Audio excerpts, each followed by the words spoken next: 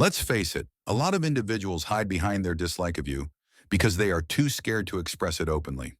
False smiles, meaningless praise, and coerced civility. I know what it's like to think someone was a friend, only to discover that they actually wanted me to fail. It's difficult, but here's the thing. If you ignore the signs, you'll wind up wasting your time with people who don't understand you. Let's start by talking about the telltale signs that someone doesn't like you, but is hiding it. You might not want to hear it, but it's better to face the truth than remain in denial. We all know that one person who enjoys making jokes about you, especially when it's about you. They always say, "I'm just playing with you," which may seem harmless at first, but these jokes are typically more than just amusing. They're meant to undermine your self-esteem. I recall someone who often made comments about my appearance, my speech, or the things I worked on. At first, I thought it was all amusing, but as time went on, I saw the jokes were all about my shortcomings rather than my strengths, which caused me to begin questioning whether I actually had these problems.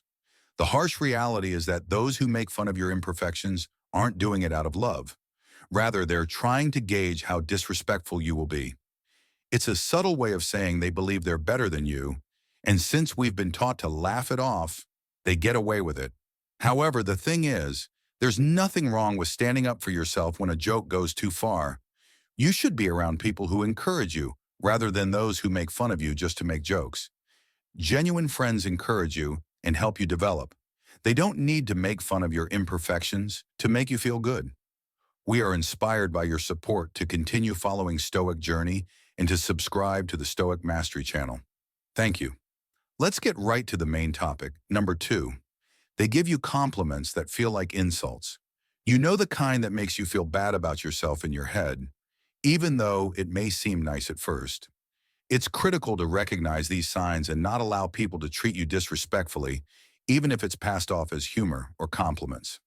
Set boundaries, advocate for yourself, and ensure that those around you genuinely care about you. Rather than making you feel good, these backhanded compliments leave you feeling as though you've just been slapped with a velvet glove. These are the kinds of compliments that leave you wondering if they're an insult or a genuine compliment. Often they are both, and are a cunning way for people to undermine you while feigning kindness. One of my coworkers said, "Wow, this is actually pretty good for someone like you," after I had worked hard on a large project I was proud of. At first it seemed like a compliment, but those final few words made me feel horrible. Did they mean that I wasn't supposed to be able to do good work? Backhanded compliments frequently conceal a power play. They are intended to cast doubt on you while making the other person feel superior. They also serve to remind you that you will never measure up to them. These compliments are poisonous, but they are presented in a lovely way, so you hardly notice the damage. It's as if they're slapping you on the back while holding you down with the other hand. People who make these compliments are typically insecure because they perceive your strengths and feel threatened. So they try to keep you doubting yourself. The truth is that we have all probably done it at some point, perhaps unintentionally, but we have all allowed our insecurities to show through as compliments intended to keep someone in their place. However, you don't have to put up with these covert insults. You can reject them and see them for what they truly are, a reflection of their insecurities rather than your value. Call someone out when they say something like, "You're smarter than you look," or "This is good considering you're new." Asking them what they mean will force them to rethink what they've said, and typically their attitude will alter. Avoid letting anyone's covert negativity affect you. Life is too short to squander on individuals who are unable to truly appreciate your accomplishments. Therefore, define yourself so that praises can make you feel better rather than worse. Be in the company of individuals who genuinely appreciate you. One more sneaky: I've been left out too. Once I saw pictures of friends having fun without me, they gave me excuses. But I knew the truth. If they truly wanted me there, they would have made sure I knew. One behavior to watch out for is when people exclude you from plans. It hurts when friends forget to invite you and say it was an accident. But these exclusions are often intentional and a way to send a message without saying it out loud.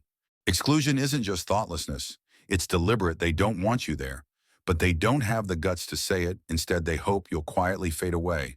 But if you keep accepting the excuses, you're allowing them to decide your place in their lives. I had to learn this the hard way. At first, I kept quiet, hoping I'd be invited next time. But then I realized I was letting myself be treated like an afterthought. So I started calling people out, asking why they didn't invite me. It wasn't easy, but it forced them to face their behavior.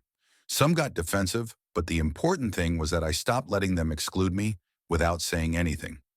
If people truly want you in their lives, they'll make an effort to include you. If they don't, it's time to rethink those relationships. You deserve to be around people who treat you like a priority, not an afterthought. True friends make sure you're included because they genuinely enjoy your company. So if you're being excluded, confront it, ask the tough questions, and get the answers. Even if they're not what you want to hear, it's better to know where you stand than to wonder why you were left out again. We've all heard the excuse, I'm too busy to hang out. But what happens when you see a pattern? They're always accessible for other people, but they're too busy for you. In reality, though, they're not too busy. They're just not prioritizing you.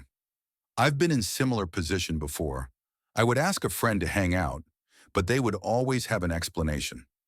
In the meantime, I would see that they were hanging out with other people, and ultimately I understood the message. I was no longer a priority for them. The harsh reality is that people find time for the things that are important to them, so if they're constantly busy, it's not about their schedule, it's about their priorities. However, accepting this can be difficult because it means acknowledging that you may not be as important to them as they are to you. Sometimes saying I'm busy is just a tactful way of saying that you don't want to spend time with them. It's easier to blame it on being busy than to acknowledge that they don't want to include you in their lives. This can be a passive way to keep you at a distance without directly confronting you. I've been on both sides of this. At first, I made excuses because I didn't know how to tell someone that I had outgrown our friendship. But when I eventually confronted my friend about their persistent justifications, it was awkward but necessary because it made me realize that I would be better off spending my time and energy with people who genuinely cared about me. Relationships can change, and sometimes it's time to let go of people who obviously don't value you. The main takeaway from this is to avoid wasting your time with people who can't make time for you. You deserve to be around people who are eager to see you and try to include you in their lives. Now let's move on to the next point regarding avoiding physical contact. Let's discuss avoiding direct physical contact. Physical contact is a fundamental means of establishing connections with people. But what does it signify when someone shuns even the most basic contact, such as a polite handshake? When someone avoids physical contact with you, it's not just a personal preference.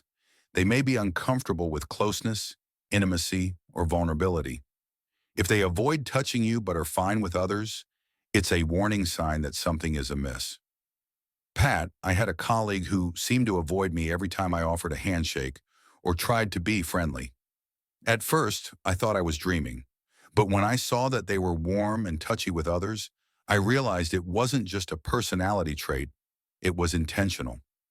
I used to ignore these signs, but eventually I realized that it wasn't just a small issue. It was about the relationship. When I confronted the situation, it led to difficult conversations and occasionally the end of the relationship. But it also gave me the clarity I needed to move on. The main point is that if someone avoids physical contact with you, it's a sign of discomfort in the relationship. Don't ignore these signs because you deserve relationships where physical touch is natural and comfortable. If someone avoids it constantly, it might be time to make some difficult decisions.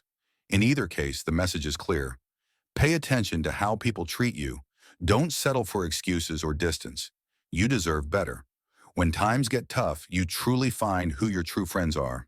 When someone leaves you when you need them the most, it's a clue that they aren't as committed to you as you initially believed. A crisis exposes the true character of a relationship. It's more than just flaky. This behavior is betraying. It was eye-opening to realize that many people say they'll always be there, but only show up when things are easy. When life gets tough, they disappear because they don't want to deal with your struggles. I learned this the hard way during a difficult time in my life. I expected support from close friends. Just a text or call would have been enough. But instead, I was met with excuses and silence. When someone disappears, it's a sign that you stand with them and that your troubles aren't worth their time. True support is about showing up when it's uncomfortable, not about convenience. It was a difficult lesson, but I learned that not everyone who smiles in your face is truly on your side. I recall being disappointed to learn that the individuals I had previously assisted were not there for me when I needed them. Use this as a means of weeding out people who don't deserve a place in your life. Those who stay in touch and show up during difficult times are the ones who truly test a relationship. If someone leaves you when you need them, they weren't there for you in the first place. Life is too short to spend money on people who only stay around when things are going well. Be in the company of those who will support you through difficult times. Those few people who stick by you are valuable, but those who fade away should be let go because they have already revealed their true selves. When someone talks negatively about you behind your back, it's not innocuous. Rather, it's a technique to undermine your trust and tarnish your reputation. This is another indication of a poisonous relationship. I have personally gone through this. I confided in a close friend expecting seclusion, only to have my private matter misrepresented and made public. It was upsetting to witness my weakness being exploited for amusement. Not only do gossipers damage your reputation, but they also betray the trust that underpins any genuine relationship. Keep in mind that someone who gossips about you will gossip about you to others. They are not merely sharing concerns. They are engaging in a power struggle, putting others down to elevate themselves. Thank you so much for watching. If you like this episode, please give it a thumbs up, share it with your friends, and subscribe to Stoic Mastery for more videos on Stoicism, self-improvement, and personal growth. I once confronted the person who was spreading rumors about me in the hopes that they would apologize, but they dismissed it as nothing major. Gossip is never harmless. It's a betrayal, and it speaks more about the person spreading it than the person. See you shortly.